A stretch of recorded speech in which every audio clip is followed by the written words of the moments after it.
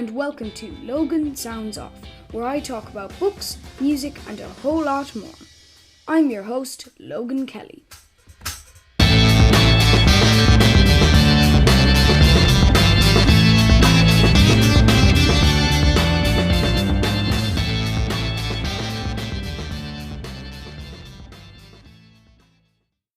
Hello and welcome to Logan Sounds Off, where we talk about books, music, and a whole lot more. I'm your host, Logan Kelly.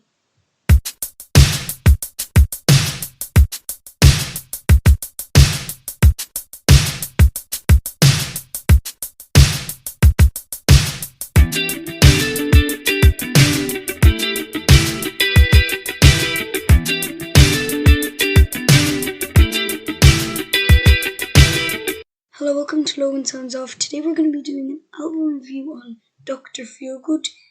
The album is the UA Years.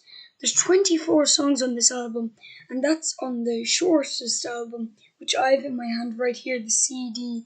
My favourite song on this album was Back in the Night, and one of my other favourite songs was Jumping from Love to Love.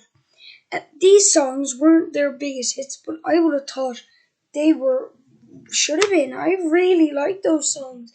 Milk and Alcohol, and let's say Riot in Cellblock Number 9 and Sneakin Suspicion, they were a bit bigger.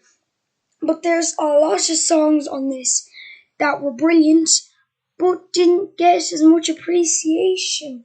This is the only album I have of Dr. Feelgood.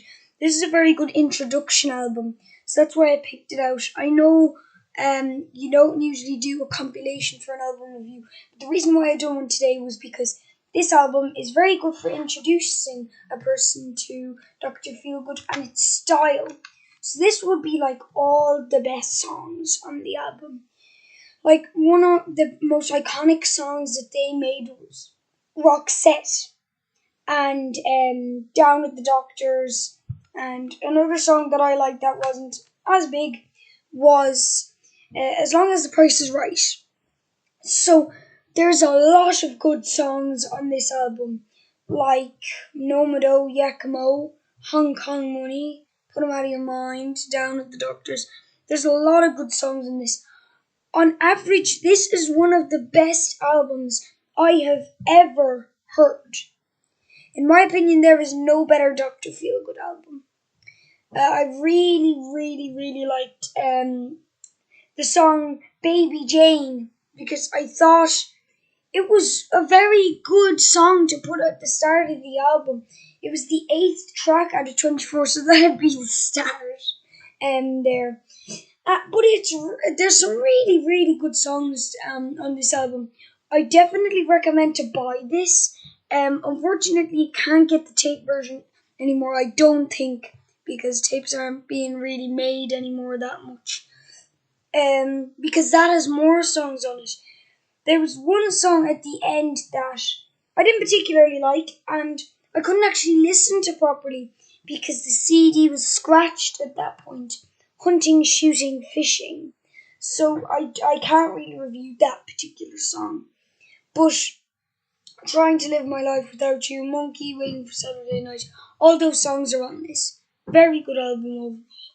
I definitely like if other albums were the Dr. Feelgood style, because their genre is amazing. The way they're using rock that sounds like it's the 70s in an album that's 1989. Now I know it's a single, so it's like back to 1980 to the 1970s, but that'd be the late 1970s. They're really good Dr. Feelgood.